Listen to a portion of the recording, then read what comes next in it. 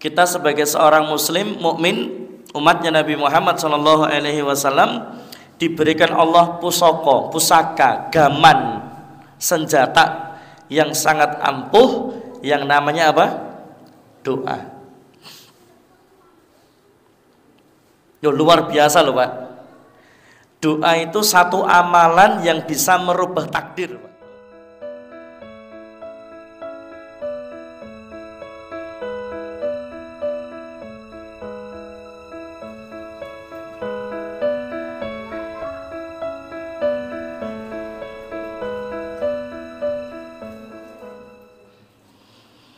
Bismillah.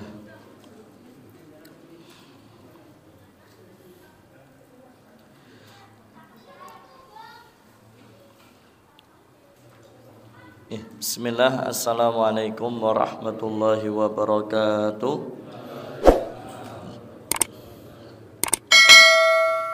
Alhamdulillah. Alhamdulillahi rabbil alamin. Wassalatu wassalamu ala nabiyyina wa rasulina Muhammadin sallallahu alaihi wasallam wa ala alihi wa sahbihi wa man tabi'ahum bi ihsanin illa yaumiddin. Ya ayyuhalladzina amanu taqullaha haqqa tuqatih wa la tamutunna illa wa antum muslimun. Alhamdulillah. Alhamdulillahi rabbil alamin. Jamaah, teman-teman yang dirahmati Allah Subhanahu wa taala, di petang hari ini atau malam hari ini kembali Allah Subhanahu wa taala pertemukan kita di majelis yang dimuliakan, yaitu majelis ilmu, di tempat yang terbaik di muka bumi ini, yaitu masjid. Alhamdulillah, dalam keadaan sehat walafiat, yang tadi diawali dengan berbuka puasa sunnah, maka teriring doa semoga amal ibadah yang telah dikerjakan diterima di sisi Allah Subhanahu wa taala, mendapatkan pahala yang sempurna dan mendapatkan ganti dengan ganti yang lebih baik dari apa yang telah dikeluarkan. Amin. Salam dan salawat senantiasa tercurah limpahkan atas Nabiullah Muhammad sallallahu alaihi wasallam beserta kepada keluarga beliau sallallahu alaihi wasallam, dan juga atas para sahabat, tabi'in, tabi'ut tabi'in, dan juga kepada umat beliau sallallahu alaihi wasallam.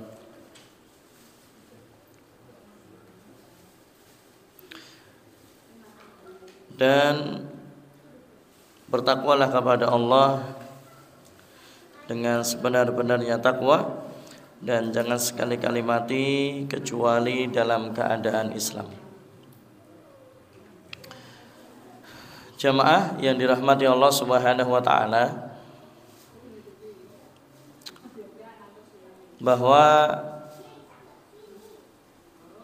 berbangga dan berbahagialah kita ditakdirkan menjadi umatnya Nabi Muhammad sallallahu alaihi wasallam. Dan alhamdulillah senantiasa kita berdoa, ya, karena ada perintah wala tamutunna illa wa antum muslimun, maka semoga kita diistiqomahkan di atas dinul Islam dan ketaatan kepadanya, kepada Allah Subhanahu wa taala sampai ajal kita, dan diakhirkan hidup kita dalam keadaan husnul khatimah. Jadi nikmat yang besar yang pertama, nikmat iman, nikmat Islam, nikmat menjadi umatnya Nabi Muhammad sallallahu alaihi wasallam, juga nikmat istiqomah. Karena istiqomah ini afdolul karomah, seutama-utamanya karomah itu ya istiqomah. Jadi setiap kita kan pengen punya karomah kan ya, setiap kita ini pengen punya karomah. apalagi di era-era saat ini yang semua serba digital dan sangat mudah informasi kita dapat, kita tahu. Dan akhirnya kemudian banyak orang yang sampai mempublikasikan karomah. Oh kan ya. Ini karomahe syekh ini karomahe ustadz ini karomahnya Habib ini karomahnya, ya Allah. Tapi bisa enggak ya? Ya bisa aja atas izin Allah Subhanahu wa taala. Tetapi perlu diingat bahwasanya dari sekian banyak karomah, ya, dari sekian banyak karomah, ternyata seutama-utamanya karomah atau karomah yang paling utama itu ya istiqomah itu ya. Jadi awake dhewe reso mabur ra apa-apa ya. Kita ini enggak sekti enggak apa-apa. Kita ini enggak bisa menyembuhkan orang sakit enggak apa-apa. Tapi yang penting kita punya istiqomah, berarti ketika kita ini istiqomah, kita ini sudah memiliki seutama-utamanya karomah. Nah, orang itu biasanya kalau sudah istiqomah, maka dia akan mendapatkan karomah-karomah yang lain, kan ini ya. Jadi ketika ada ustadz, habib, syekh dan sebagainya yang mungkin beliau diberikan Allah karomah, karomahnya itu didapat ketika beliau istiqomah. Faham ya? Jadi kalau kita ingin punya karomah yang lain-lain, ya punya istiqomah dulu. Maka kita akan diberikan Allah karomah atau kemuliaan-kemuliaan atau keutamaan-keutamaan yang lain. Tapi harus melewati yang namanya istiqomah dulu. Dan alhamdulillah saat ini kita sedang apa ya? Memantaskan diri, diberikan Allah karomah, kemuliaan, keutamaan, diantaranya dengan istiqomah di atas dinul Islam dan ketaatan kepadanya. Nah, jamaah yang dirahmati Allah Subhanahu wa taala, di antara hal yang patut kemudian kita banggakan menjadi seorang muslim mukmin umatnya Nabi Muhammad SAW, kita diberikan kabar gembira. Apa kabar gembiranya? Ad-du'a silahul mukmin. Kita diberikan Allah senjata, kita diberikan Allah pusaka. Kalau bulan Muharram kan ilingnya pusaka ya, ketika surah itu kan pusakane dikirap, jumlone ya dikirap ya, sing durung rapi-rapi ya. Pusaka dikirap, ngantek kebo ya dikirap. Ya. Pokoknya Muharram itu koyok-koyoknya keramat banget. Nah, jamaah yang dirahmati Allah Subhanahu wa taala, kembali kepada kita sebagai seorang muslim mukmin umatnya Nabi Muhammad SAW, diberikan Allah pusaka, gaman, senjata yang sangat ampuh yang namanya apa? Doa. Yo, luar biasa loh Pak. Doa itu satu amalan yang bisa merubah takdir Pak. Oh ya toh. Saking ampuhnya doa itu Pak, saking sektinya doa itu, ini menjadi satu amalan, satu senjata yang bisa merubah takdir satu ke takdir berikutnya. Doa Pak. Dan ternyata nek sedekah kan harus metu duit harta ya. Infak harus keluarkan harta. Kalau puasa harus nahan lapar. Zakat, haji, zakat keluarkan harta, haji butuh harta, butuh fisik, antrinya lama ya. Sholat ada waktu-waktu tertentu. Tapi kalau doa gratis, mudah. Kemudian bisa dilakukan waktu di kapan saja, walaupun ada beberapa waktu-waktu yang mustajab. Kapan saja, di mana saja bisa berdoa, walau ada waktu-waktu yang mustajab. Loh, kalau pusaka keris, Pak, harus dijamas, ya dah. Kudu diopeni, kudu dirawat, susah, Pak. Loh, keris itu kalau nggak pernah dimandiin, ya rusak, Pak. Keris itu memang harus dijamas, harus dimandikan, tapi dengan minyak khusus, bukan sembarang, harus dengan minyak khusus, Pak. Bagi yang punya keris paham, Pak. Oh, nek duwe keris ra tau dikumbah ya nayeng, ya toh. Pisau saja atau pedang saja butuh perawatan enggak? Samurai itu butuh perawatan enggak? Butuh. Minimal diasah, ya. Butuh perawatan. Dan perawatannya susah. Ya, pusaka, Pak. Perawatan pusaka itu susah, Pak. Apalagi keris, ya. Tapi luar biasa, Allah berikan kepada kita pusaka, gaman, senjata yang sangat mudah kita kerjakan, sangat ringan, tanpa perlu biaya, bisa dimanapun, kapanpun, ya, yaitu doa, Pak. Dan doa ini luar biasanya bisa merubah takdir satu ke takdir berikutnya. Makanya jamaah, satu-satunya agama atau bisa dibilang mungkin agama sing paling akeh dongane ya Islam, Pak. Agama sing paling akeh dongane Islam, Pak. Allah Subhanahu wa taala perintahkan ud'uuni astajib lakum, ya.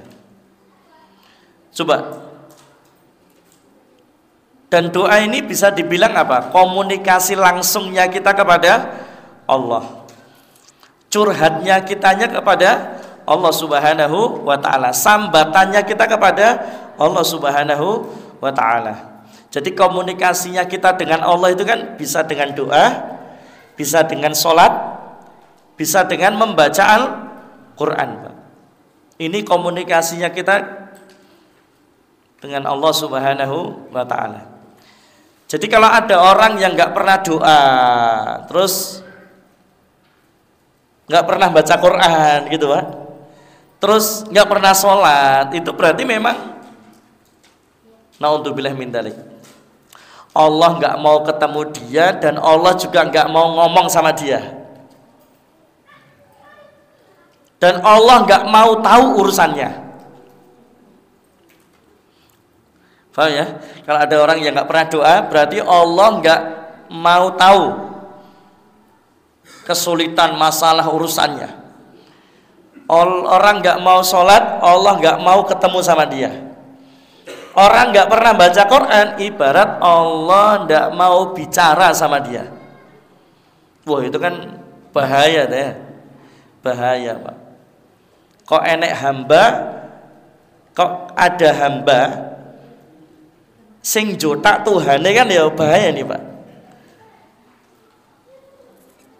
Memutus hubungan antara dia dengan Allah Subhanahu wa taala. Wah, ini bahaya, Pak.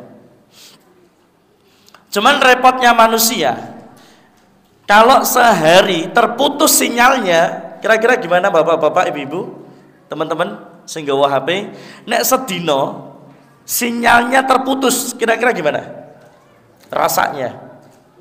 Wah, bingung ya. Apa mana sing dodolan online? Ya, apalagi yang pekerjaannya harus memakai koneksi internet. Mumet, Pak. Tapi ada loh, Pak, orang itu yang sehari nggak baca Quran ini koyok biasa, Pak. Sedino ra salat iki koyok biasa. Orang dongo, orang dikiri koyok biasa, Pak. Jadi kalau hubungannya kepada internet putus, bingung. Tapi kalau hubungannya kepada Allah putus, biasa-biasa aja. Wah, ini naudzubillah min dzalik nih, Pak. Bahaya nih, Pak. Tapi ada juga nyatanya seperti itu loh, Pak. koneksi internet putus, tapi kalau dengan Qur'annya putus sedina belas ra maca Qur'an itu koyo biasa nih. Lha piye kesel ngene mesti ya. Ngantuk ya. Tapi nek disetelke final bal-balan Indonesia wingi ngendi? Thailand menang ya, alhamdulillah. Jos ya.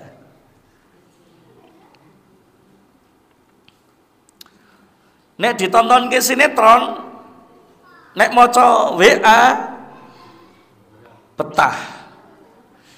Kira-kira nek anggere nek tim sepak bola sing difavorit main jam 2 malam, wah direwangi ya, Pak.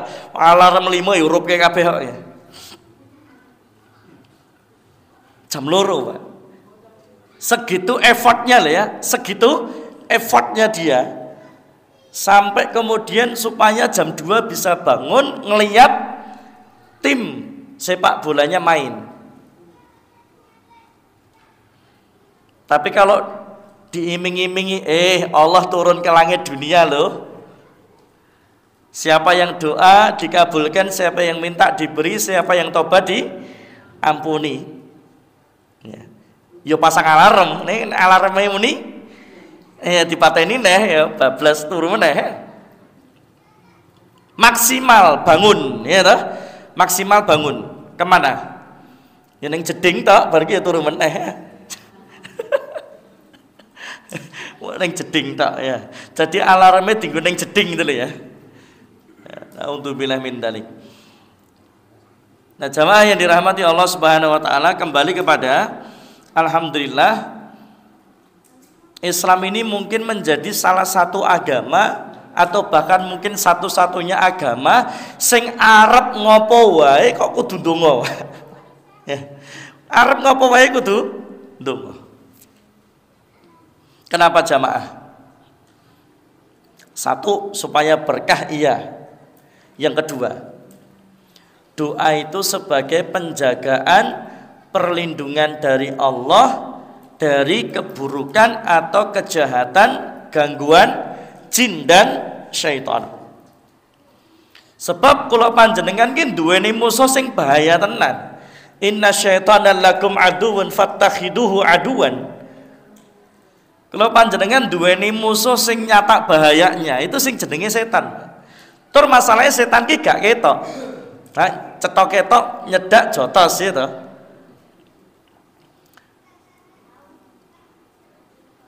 Dan apalagi bahayanya setan selain tidak kelihatan, dia itu punya akses dalam tubuh manusia. Kenapa? Setiap kita ini diberikan Allah jin korin, Pak. Jin korin itu kan setan, Pak. Nabi Muhammad punya korin, punya. Nabi Muhammad punya setan korin, Pak. Jin korin punya. Tetapi kalau khusus Nabi Muhammad SAW, korinnya dapat hidayah kemudian masuk Islam. Karenanya kenapa Nabi Muhammad itu maksum? Sebab gak ono sing ngajak-ngajaki jelek, gak ada yang ngojok-ngojoki maksiat. Kenapa?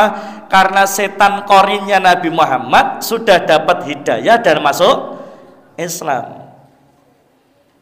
Jadi Nabi Muhammad itu setiap manusia kan ada malaikat hafadzah ya, ada dua korin, korin dari malaikat dan korin dari setan jin.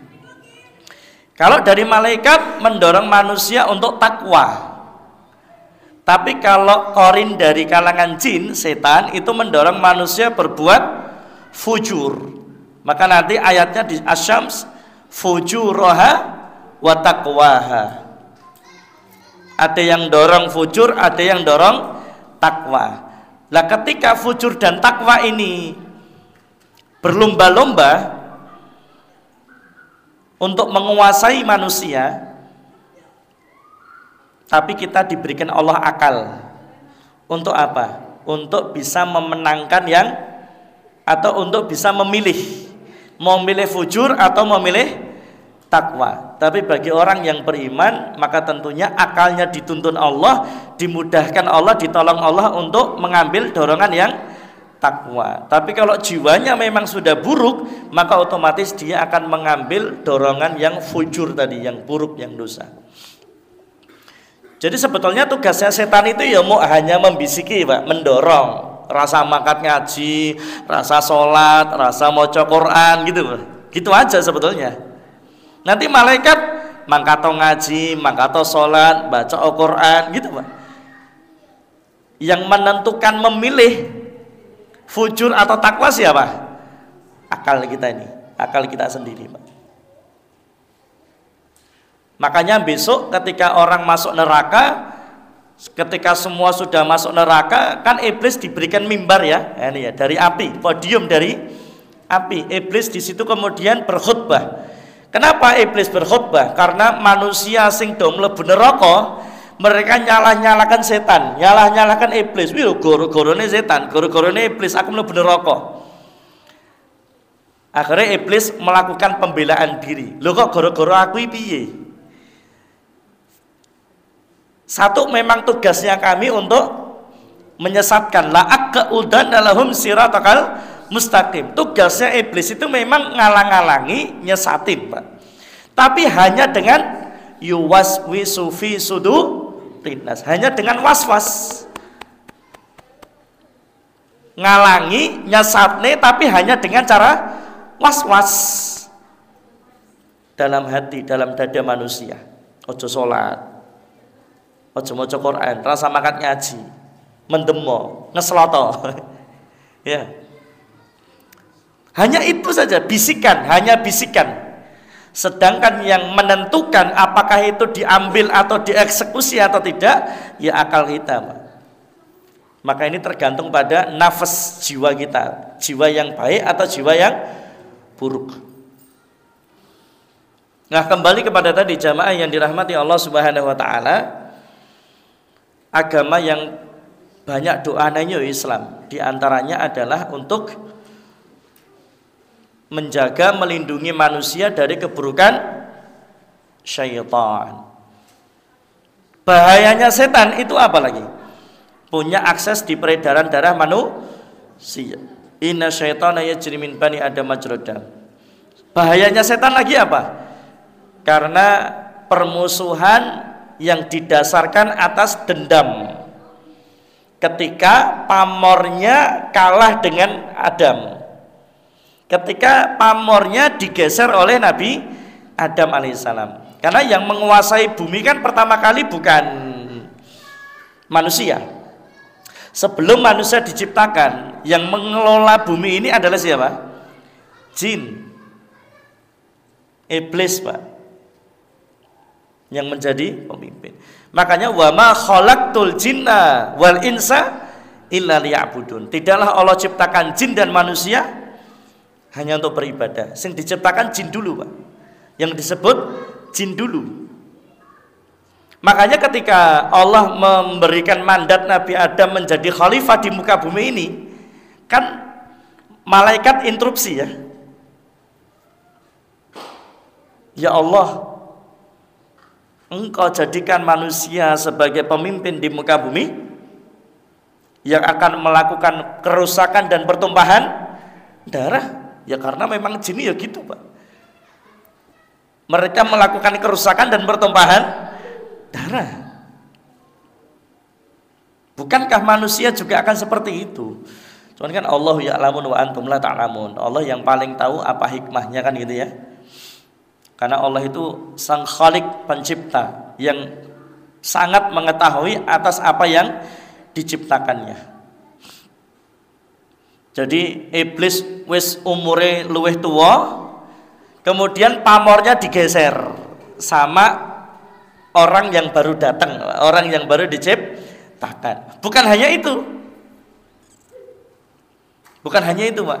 Ketika misalkan contoh manusia ya, manusia itu sudah menduduki satu jabatan yang nyaman di situ. Terus akhirnya ada pendatang baru mampu menggeser. Wah, itu kan lara hati, Pak. Wah, aku ning jabatan ki wis suwe lho iki, wis nyaman banget. Wah, ngantek iso ngurupi anak putuku kan itu ya. Kok tiba-tiba ada orang baru datang dan bisa menggeser itu, Pak. Lara hati yang pertama. Loro hati yang kedua, ya, loro hati yang kedua apa? Iblis diminta sujud kepada Nabi Adam. Wong tua ya, makhluk yang lebih tua diperintahkan Allah untuk sujud kepada makhluk yang baru diciptakan. Loh coba, enek ra wong tua sungkem karo anake? Gak enek, Pak. Eneke ya anak sungkem karo wong tua. Nek wong tua kok dikon sungkem karo anake, kira-kira gimana ya? Jangankan kok sungkem, Bu. Ada orang tua dinasehati sama anak, jawabnya piye? Bocah lagi wingi sore ngandani wong tua ya.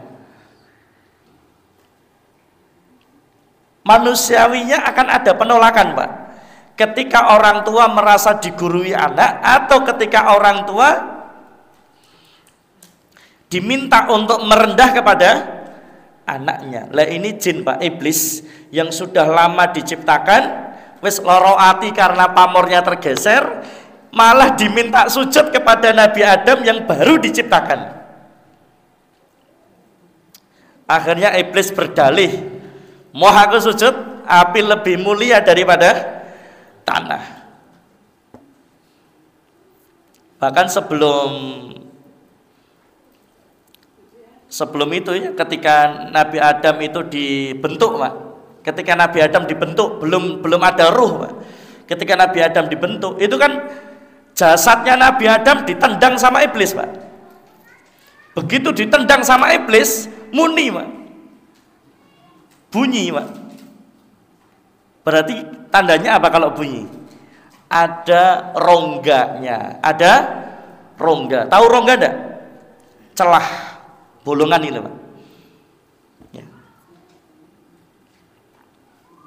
Coba kentongan, ya toh? Nek ije utuh menjadi satu batang pohon, dituthuk ya nek muni nih, Pak. Tapi begitu batang pohon itu terus digrowongi jero nih, terus akhirnya jadi kentongan, begitu dituthuk tong gitu ya. Nek gedut-gedut ini ya gong ini. Ya. Berarti apa? Ada rongganya tadi ya, ada rongganya yang sehingga berbunyi. Ya. Nah, sama ketika Nabi Adam itu jasadnya sudah diciptakan Allah, dibentuk sama Allah, itu ditendang sama iblis, Pak. Dan bunyi. Oh, ini berarti ada rongganya, ada celahnya. Maka disitulah iblis jadi tahu bagaimana nantinya akan mencelakai atau menyakiti manusia atau menyesatkan manusia lewat celah atau lewat rongga itu, Pak. Kan ya? Jin itu tinggal di mana? Kan? Di lubang hidung, kan itu ya. Kemudian masuknya mereka di pori-pori kulit, di peredaran darah, di sela-sela, kalau kukunya panjang itu di kuku itu ya. Tempat-tempat tinggalnya jin di situ, Pak. Nek pengajian ngantuk berarti neng itu kan ya. Nah, jamaah yang dirahmati Allah Subhanahu wa taala, dari situlah kemudian iblis itu tahu celahnya bagaimana mencelakai, menyakiti manusia. Dan kemudian tadi la'ata'udana lahum siratal mustaqim. Apalagi manusia diberikan hawa nafsu, Pak. Nek malaikat kan enggak duwe hawa nafsu, Pak. Tapi manusia punya hawa nafsu. Wah, lebih gampang lagi iblis bagaimana cara menyesatkan manusia. Lah karena ini makhluk nggak kelihatan, dendamnya raumum, ya. Apalagi ketika disuruh sujud nggak mau karena sombong, batarul haq wa tunas, menolak kebenaran dari Allah dan merendahkan orang lain. Lorowati yang ketiga, iblis diusir dari surga. Sebetulnya nek diusir dari surga, terus kok mlebune surga meneh rada ora apa-apa, Pak. Sama kan manusia ya gitu ya. Nabi Adam dikeluarkan dari surga, tapi nanti kembalinya kemana? Ke surga. Tapi tidak dengan iblis, dikeluarkan dari surga, dimasukkan lagi kemana? Neraka, khalidina fiha abada. Itu lorowati yang berikutnya. Mulakno iblis, setan itu dalam memusuhi manusia itu ya getem-getem tenan, Pak. Lorowati niki iso tenanan gitu, Pak. dendam amarah yang menyala-nyala, kan ini istilah menyala bosku, kan ini. Karena loro hati ini tadi Pak, beruntun Pak, pamore digeser, malah dikon sujud karo wong sing luwih enom, lagi anyaran, kemudian diusir neng surga, orang balik neng surga meneh, malah dicemplungke neng neraka, gek khalidina fiha abada, orang mentas-mentas. Wah, jan menungso iki tenan wae. Titenono kan ini ya. Allah tangguhkan aku sampai hari kiamat, diberikan Allah tangguh sampai hari kiamat. Wes nglegani iblis ya ta. Tapi ternyata iblis bersumpah la aqudanna lahum siratakal mustaqim. Titenono hi menungso. Dua kali tak alang-alangi, tak sesatne, tak sakiti, tak celakai. Makanya karena Allah tahu bahwasanya iblis itu punya dendam kesumat kepada manusia dan akan mencelakai manusia, menyesatkan, menghalang-halangi dari kebaikan, makanya Allah katakan, hei manusia, inna syaitana lakum aduun fattakhidu aduan, kau punya musuh yang sangat bahaya karena nggak kelihatan, dendam kesumat, anyel banget kalau kowe sing jenenge setan, perlakukanlah dia sebagaimana musuhmu. Hati-hati. Saiki malah menungso ndadekke setan dadi khodam kok ya. Jangan ya repot makna wingi enek aplikasi cek khodam. Ya toh? Jenengmu sapa? Mas Rasya, cek khodam, khodamnya Power Rangers ini nih. Ini khodamnya Dragon Ball ya. Ya, ini khodamnya apa ini ya? Khodamnya ini ya. Mana aneh ya cek khodam ya, jangan repot kan ya. Nah, jamaah yang dirahmati Allah Subhanahu wa taala, ketika Allah mengatakan setan, jadikan setan sebagai musuhmu, perlakukan setan sebagai musuhmu, ternyata banyak orang yang menjadikan setan itu sebagai apa? Partner, teman, khodam, bahkan jadikan sebagai pasangan. Ada Pak orang yang nikah sama jin Pak. Saya tahu Pak, ciri-ciri fisiknya itu saya tahu Pak. Nah, kalau belajar ruqyah nanti sampai diajari cara ngelihat secara fisik tampak ini kira-kira kita disenengi jin apa ora ya. Nah, coba tak tonton sekokone ya. Inggi-inggi. Ada Pak, ciri fisiknya ada. Ketika badan seseorang itu dipenuhi sperma jin, itu ada ciri-cirinya. Ketika di badan seseorang itu sudah banyak sperma jin yang masuk, maka dia akan mempengaruhi fisiknya. Dan itu bisa dilihat. Wah, itu ilmu mahal Pak. Gitu. Ya. Belajar ruqyah ya. Yo neng aku meh gawe pondok. Ini alhamdulillah Bu. Kami ada baru tadi siang. Kami ada wakaf di Sawit Boyolali. Tanah yang harusnya harganya 1,3 M, itu akhirnya tanahnya diamanahkan ke kami, diwakafkan 1 M. Jadi kami hanya membeli 300 juta saja, 350 juta. Dari yang harusnya 1.350.000.000, yang 1 M-nya di-free-kan. Kami tinggal bayar 350 juta saja.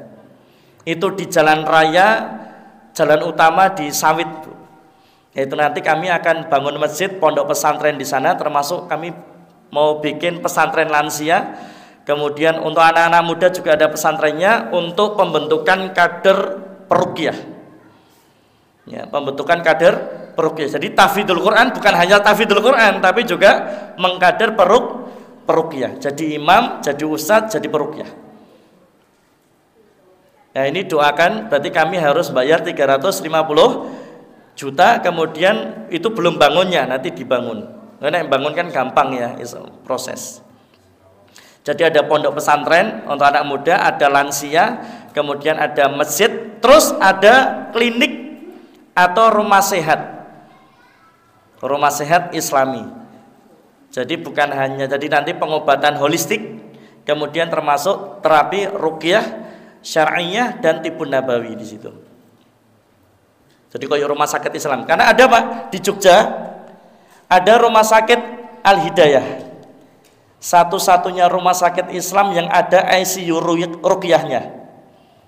Rumah sakit Nur Hidayah yang ada di Jogja, punyanya Dr. Sagiran. Ini satu-satunya rumah sakit yang punya ICU khusus ruqyah. Jadi mulai dikombinasikan antara medis dengan ruqyah syar'iyah.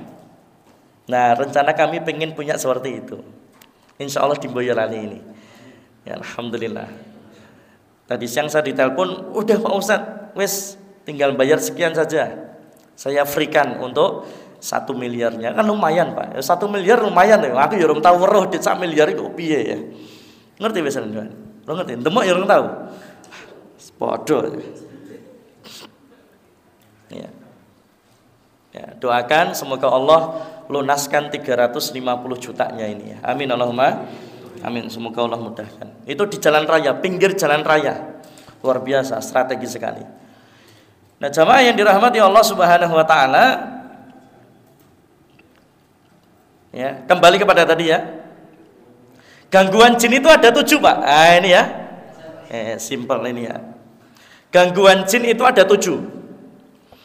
Ini saya simpelkan saja. Gangguan jin yang paling bahaya itu bukan sihir. Sihir itu kecil Pak. Sihir itu kecil Pak. Gampang ditangani Pak. Sementing pakai Al-Quran ya. Yang penting pakai Al-Quran. Sihir itu gampang ditangani. Dan bahkan beberapa kasus dukunnya sampai mati bisa Pak.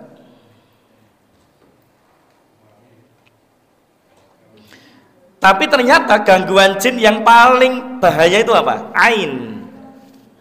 Gangguan yang paling bahaya itu apa? Ain. Kejahatan pandangan Pak. Sebab apa? Kalau sihir perlu ritual, tapi kalau ain nggak perlu ritual.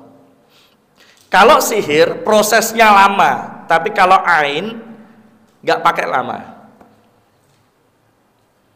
Kalau sihir tidak bayar larang, tapi kalau ain tidak, cukup dengan melihat saja bisa Pak. Oh, jadi ternyata gangguan jin yang paling bahaya itu ain Pak.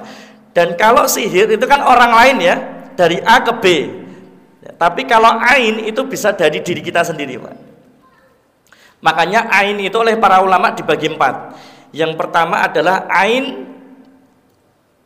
kejahatan pandangan dari rasa kagum, dari rasa takjub. Gitu. Jadi panjenengan ya, misal ngelihat sesuatu, ngelihat benda atau ngelihat orang, kok kemudian tertarik kagum sampai kemudian memuji tapi lupa mendoakan keberkahan, tidak mendoakan keberkahan. Pada sunnahnya kalau ngelihat sesuatu yang mengagumkan ucapkan apa?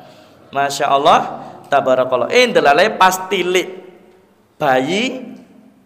Terus kemudian kita kagum dengan bayi itu, terus kemudian kita memuji bayi itu tanpa mendoakan keberkahan dan membandingkan dengan dirinya, dengan apa yang dia punya, langsung Pak itu bisa jadi ain Pak. Langsung dia tiba-tiba sakit bisa itu. Contohnya siapa? Suhail. Ini zaman Rasulullah ya. Suhail itu punya kulit sing putih, resik, glowing. Wong lanang kok kulitnya putih, resik, glowing jarang-jarang tuh ya. Wong lanang kan kayak ade-ade ini loh ya. Kulitnya sawo mateng, sawo mentah ya. Sawo bosok barang enek. Wong lanang ya ngene iki kulitane, Pak. Lah ini Suhail ini istimewa. Punya kulit sing resik, putih, kayak glowing, Pak. Akhirnya Amir bin Rabi'ah ini ketika ngelihat kulitnya Suhail ketika mandi, oh kan dulu kamar mandi itu bukan yang kayak tertutup rumah itu ya, namanya kamar mandi desa yang mau separuh Pak. Jadi pomone dia lagi atus apa lagi BAB itu diingus sekon dhuwur ya iso ya. Ya. Amir bin Rabi'ah mengatakan, sungguh indahnya kulitnya Suhail. Aku belum pernah ngelihat wong lanang kok kulitane kaya ngono iki ora kaya kulitku. Lah lupa mendoakan keberkahan, membandingkan dengan kulitnya dia, langsung Suhail ambruk pingsan. Salah satu santriwati di salah satu pondok pesantren, tiba-tiba Mbak Bu, besoknya bangun tidur kakinya lumpuh. Tiba-tiba itu dia nggak sehat, nggak ngapa-ngapain Bu. Tidak ada riwayat penyakit apapun, bangun tidur langsung kakinya lumpuh, nggak bisa gerak. Ternyata kena ain. Caranya bagaimana? Ya sudah, yang satu kamar dengan dia kita minta untuk wudhu semuanya, dan wudhunya ditampung di satu ember, air bekas wudhunya itu ya ditampung di satu ember. Terus kemudian apa? Air bekas wudhu dari teman sekamarnya itu diguyurkan ke kakinya si Ahwat tadi, dan langsung sembuh atas izin Allah. Kena ain itu Pak ya. Mungkin orang atau temannya kagum dengan kecantikannya atau kagum dengan fisiknya, memuji tapi tanpa mendoakan keberkahan, membandingkan dengan fisiknya, nah itu bisa jadi ain, kesian. Atau ngelihat mobil yang bagus ya, takjub, ngagum, terus kemudian memuji, bandingke karo mobil, waduh mobilku Kijang 95 rek. Wah iki mobilnya kayak Fortuner ya toh, Expander, terus apa meneh? Sing nganggo Land Cruiser, terus apa nih? Yo kan, wah itu kan Kijang super, wah menang guna aku Pak. Gitu. Ade mobilnya podo, wes ojo ngice, ya toh. Ade mobilnya podo, ya toh. Podo-podo kijange, ya toh. Sesama kijang dilarang mendahului, ya toh. Ya. Wah itu bisa jadi mobilnya rusak Pak. Ya toh. Wes ya, aku aja nganu kowe aja nganu aku ya. Jadi ben mobil dhewe iki aman-aman saja ya. Ya. Itu ain yang pertama. Ain yang kedua apa? Hasad. Kalau yang pertama mengagumi, kalau yang kedua hasad, iri dengki. Tidak suka dengan kenikmatan orang lain, bahkan dia kepingin nikmat itu hilang daripadanya, dan kemudian dia kepingin nikmat itu pindah ke dirinya. Itu juga bisa Pak. Yang ketiga apa? Nafas. Nafas itu biasanya pas mandi, pas ngoco, atau pas foto. Apa meneh foto selfie, nganggo filter, HP-nya larang. Pas mandi mengagumi fisiknya, pas ngoco mengagumi wajahnya, diri sendiri ya, diri sendiri. Pas selfie, wah peh kameranya HP Pak. Simbah-simbah 70 tahun ini hasilnya nganggo filter iso nganti 30 tahun Pak. Gitu, oh kameranya apik ya. Sing kene sing seneng selfie sapa ya? Relek ya kita ya. Lagi ngaji apik kok ya. Itu bisa jadi ain untuk diri sendiri. Itu yang ketiga, nafas. Yang keempat, nadhrah. Ini yang bahaya, Pak. Nadhrah. Apa itu nadhrah? Ain dari jin. Kan jin bisa ngelihat kita. Kita nggak bisa lihat jin. Satu-satunya jin yang bisa dilihat ya cuman jin dan jun. Itu bisa dilihat sama kita. Tapi selain itu kita nggak bisa lihat, ya nggak bisa lihat kita. Tapi mereka bisa lihat kita. Lah, ketika jin ngelihat kita, itu terkadang jin juga kagum sama kita, Pak. Atau terkadang jin juga dengki sama kita. Nah, ketika jin itu bisa ngelihat kita, misalnya teman-teman, bapak-bapak, ibu-ibu mandi, masuk kamar mandi kok ya ndelale ora ndonga. Ora ndonga. Kemudian lepas baju mandi. Ternyata di dalam kamar mandi itu ada jinnya. Lah karena kita nggak doa, akhirnya mereka bisa ngelihat auratnya kita. Dari situlah jin bisa seneng, Bu. Dari situlah jin bisa ain, dari situlah jin bisa mencintai seseorang. Berawal dari apa? Buka aurat tapi nggak pakai doa. Bahaya, Pak. Apalagi tidur pakai pakaian yang seksi, oh, ya toh. Meneng lanang-lanang ini kan sae to nek turu gacung geblak ngono wae. Ya toh. Wah, itu kok kemudian nggak pakai doa? Dilihat sama jin, dia suka auratnya, Dia bisa cinta, atau dia bisa ain, atau dia bisa dengki. Karena fisiknya jin tidak seperti fisiknya manusia. Ini bahaya, Pak. Lho nek manusia njaluk banyu wudune digebyurke nggih adus mari, Pak. Lah nek sakmu nek sing ain jin. Mosok ameh njaluk air wudune jin, ya to. Ki njaluke piye? Ya. Karena yang ain pelakunya jin. Nah, ini kan repot, Pak. Fatal, Pak. Fatal. Kalau yang ain jin itu fatal, Pak. Kenapa? Kita nggak bisa lihat jin. Dan jin mana yang ain ya juga nggak tahu juga. Nggak bisa minta air wudhunya juga. Nah, makanya sering-seringlah berdoa. Apapun awali dengan doa. Dan jangan lewatkan dzikir pagi, dzikir petang. Ada 7 gangguan jin yang baru kita bahas satu ini, ain. Ya, yang kedua ada jin nasab, yang ketiga ada jin dari amalan bid'ah, yang keempat ada sihir, yang kelima ada jin dari jin usil, jin fasik, jin dolim, yang suka nyurupi manusia, bikin omah angker, tinggal di pohon, tinggal di mana-mana ini ya, yang gangguin, yang nampakin, yang ngasih suara, ya. Kemudian yang keenam jin pecinta, jin mahabbah yang suka sama manusia. Yang ketujuh apa? Jin marid, jin yang menyebabkan penyakit atau membuat penyakit itu semakin parah dan susah sembuhnya. Ada 7 gangguan jin ini, Pak. Ya kita bahas kapan-kapan ya, insya Allah. Begitu. Panjenengan bagi yang besok pagi longgar, pengen mempelajari lebih dalam, saya punya kelasnya, Bu. Punya kelas Ruqyah Syariah intensif. Tempatnya di Kedemi Nyerocos, di Selatan SMP Al Islam 1. Besok kita bahas ciri-ciri orang yang kena gangguan jin dan bagaimana cara terapinya. Itu saya bahas besok itu. Jam 9 sampai jam 10 pagi, insyaallah. Kurang lebihnya mohon dimaafkan, semoga bermanfaat. Ya, jangan lupa doa, dzikir pagi petang dan banyak baca Al-Qur'an. Subhanakallahumma bihamdika asyhadu an la ilaha illa anta astaghfiruka wa atubu. Akhiru da'wana alhamdulillahirabbil alamin. Assalamualaikum warahmatullahi wabarakatuh.